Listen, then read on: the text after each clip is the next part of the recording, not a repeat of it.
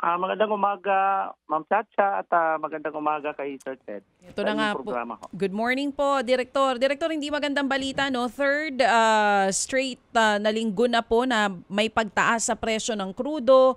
Base po sa inyong pagtataya, magkano po ang itataas ng diesel at ng gas bukas po ng umaga? Ang atin hong estimate ay ang gasolina ho more than 1 peso, ang Mhm. diesel more than 2 peso, kasama ho ang kerosene more than 2 peso ho, Yes per po. liter ho. Ano pong dahilan ng patuloy na pagtaas ng presyo nitong krudo? Well, ito ho yung onset ng effect no ng implementation ng US sanction against Russia. Mhm. Ang estimate ho kasi this time kakaiba ho ito dahil ang na-sanction ho yung mga tankers, shipping oil in most countries like India, China, which are the usual buyers of Russian oil and products. So ang ang problema ho, may lumalabas na ho na estimate na ang tatamaan ho diyan ay around 1.6 million barrels per day. So medyo malaki ho yan at ang estimate dun sa products na mismo is around 180,000 barrels per day. So 1.6 million of oil, medyo around 1.5 to 2% ng global supply. So ma-expected ho talaga pag nagkaganito na bigla ang mga decision, medyo nasira na naman yung projection na magkakaroon ng oversupply for the first quarter ng around 1 million, no? 800,000 to 1 million barrels. So na-overshadow pa siya nitong affected supply ng sanction, US sanction against Russia, which ang estimate ho makaka-apekto ng 1.6 million barrels per day. So ang ibig sabihin po yan hanggang di nalilift yung sanction na yan, patuloy po yung pagtaas ng presyo ng krudo?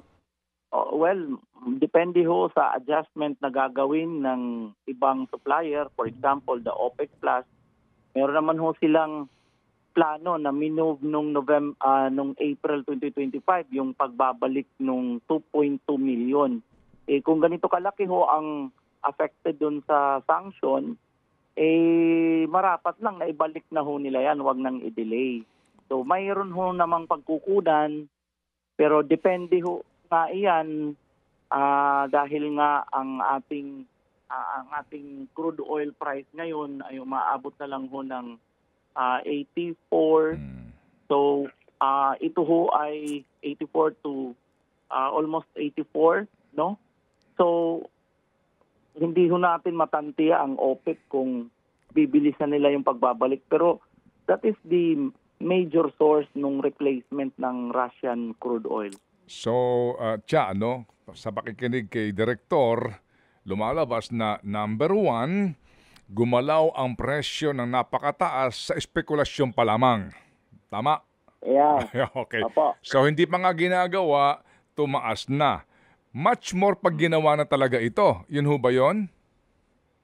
Well, ganun ho, Sir Ted, no, ang mga kinakalabasan. Kasi for example, sa China, may nabasa ho tayong latest report na ini-implement na ni China yung US sanction sa lahat ng major ports ng refineries doon sa China. Mm-hmm. At alam ko, kung ginawa na ni China yung ganong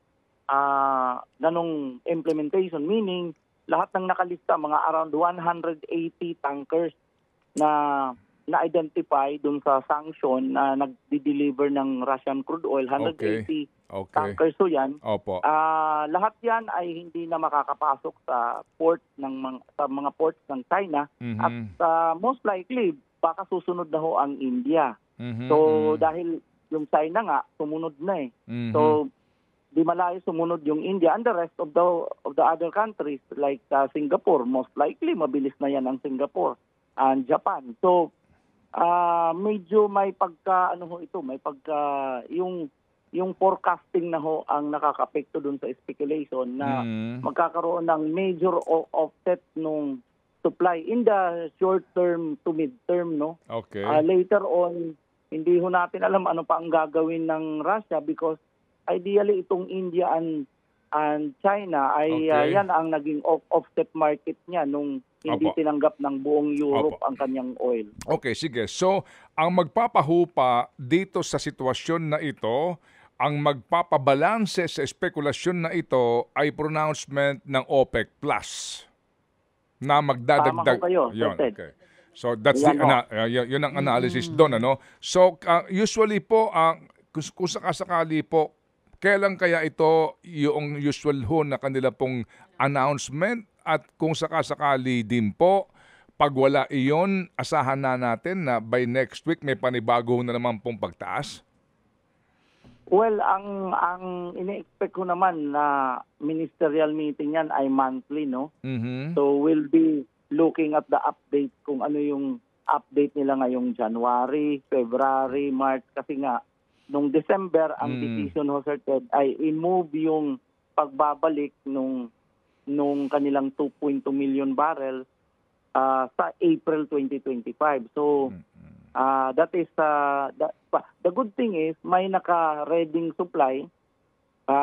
Ang masama, hindi pa natin alam kung ano ang magiging decision ng OPEC Plus. Okay, sige. Sa panghuli po, kailan lamang under the law na dito po sa excise tax on petroleum products, kailan po lamang maaari pong tanggalin ang ating pong excise tax sa diesel at saka sa gasolina? Kung magkano na po ang presyo per barrel noon, please, sir? Sir Ted, yung effectivity, no, because there is a transition period in the train law. Ang effectivity law hanggang 2020, no. So beyond that, it becomes permanent, and the only way to suspend it is through another amending law. So yun mo ang effect. Ayun, so wala na palang chance, wala na pong poder pala para ho tanggalin ang excise tax sa petrolyo kasi nga nag-expire na yung train law doon sa provision na iyon. Okay. Kung ang pag-uusapan, Sir Ted, ay executable na provision by the executive branch. Wala na ho yun. Paso na ho sa DOF yung power na yun. Ito nga lang hong Congress pwede naman ho anytime magkaroon ng amendment. Okay, sige po. So, sir, kami mangungumusta bago po siguro by Friday kung ano po ang mga bali-balita tungkol po dito sa presyo ng petrolyo. Ang amin po lamang sanang dalangin nga po na sana tama na. Opo, wag na hong dagdagan pa ito. Yun po lamang. And I'm sure kayo din po siguro, yan din po inyong panalangin kasi yung ibang hindi nakakaintindi, kayo sinisisi. Hindi, oo, yung sinisisi. Ano ho, Director? Ha? Yeah, Sir Ted, para lang ho to monitor, no, ang atin hong common pump price sa gasoline ay umaabot na ho ng 70 pesos per liter. Ang diesel ay 60 to 62. Ang kerosene nasa 75 ho. So, yan ho ang ating benchmark kasi dito ho magsisimula sa week na to yung aggressive na onset effect ng Russian sanction. So, 72 ang gas. Ang gasolina ay 70 to 72 pesos. Ang diesel 60 to 62 pesos. Ang kerosene nasa 75 to 77 pesos. Yun nga po, saan ka naman nakakita na dati-rati ang pinakamurang petrolyo, gas? Yun na nga, 75 na ngayon. Di ba, Director? Talagang baliktad na ang mundo, ano, Director? Well, yan ho ang nagiging trend sa ating international market price, no?